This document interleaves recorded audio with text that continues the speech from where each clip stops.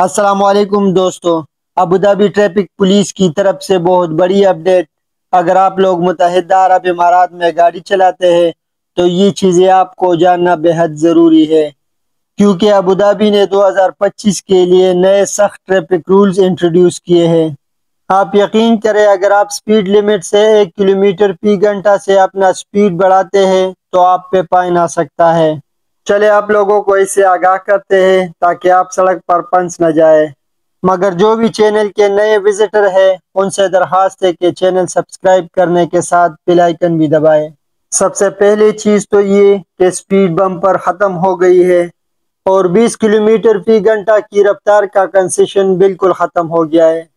اب اگر speed limit 100 ہے تو 101 پر چلنے سے آپ کو جرمانہ ہو سکتا ہے۔ یاد رکھیں، اگر آپ روڈ سپیڈ لمٹ سے اپنا رفتار بڑھاتے ہیں تو 1 سے 20 کلومیٹر فی گھنٹہ پر 300 درہم، 21 سے 30 کلومیٹر فی گھنٹہ رفتار بڑھانے سے 600 درہم، اور اگر آپ اس سے بھی زیادہ سپیڈ میں جاتے ہیں تو 3000 جرمانے کے ساتھ آپ کی گاڑی بھی بند ہو سکتی ہے۔ نمبر 2، اے آئی پر چلنے والے کیمرے اور سمارٹ ٹریفک لائٹس ہر جگہ پر موجود ہے، جس سے یہ پتہ لگ سکتا ہے کہ کون ڈرائیونگ کے دوران موبائل فون استعمال کرتا ہے، سیٹ بیلٹ نہیں لگاتے یا خطرناک لائن تبدیل کرتے ہیں، اور اگر ڈرائیور پیڈسٹرینز کے لیے گاڑی نہیں روکتا تو بیسیکلی اے آئی سب کچھ دیکھتا ہے۔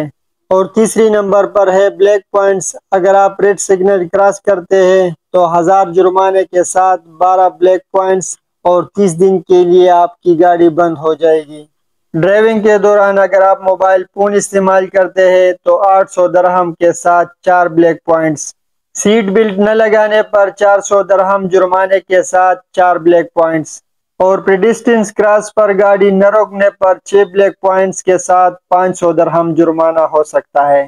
اور دوستو یاد رکھیں، ایک سال میں 24 بلیک پوائنٹس لینے پر آپ کا لائسنس سسپینڈ ہو جاتا ہے۔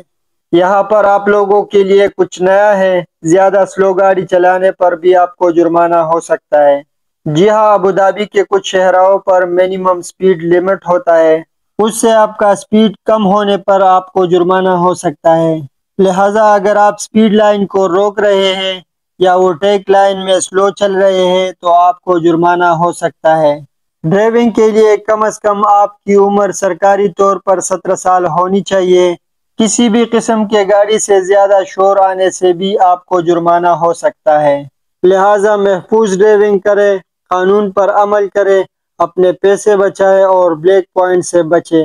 اگر آپ کو یہ ویڈیو کارآمد لگی، اسے لائک، سبسکرائب اور اسے اپنے دوستوں کے ساتھ شیئر کریں، اور مجھے کمنٹ میں بتائیں کہ آپ کو یہ نئے قانون منصفانہ یا سخت نظر آ رہے ہیں۔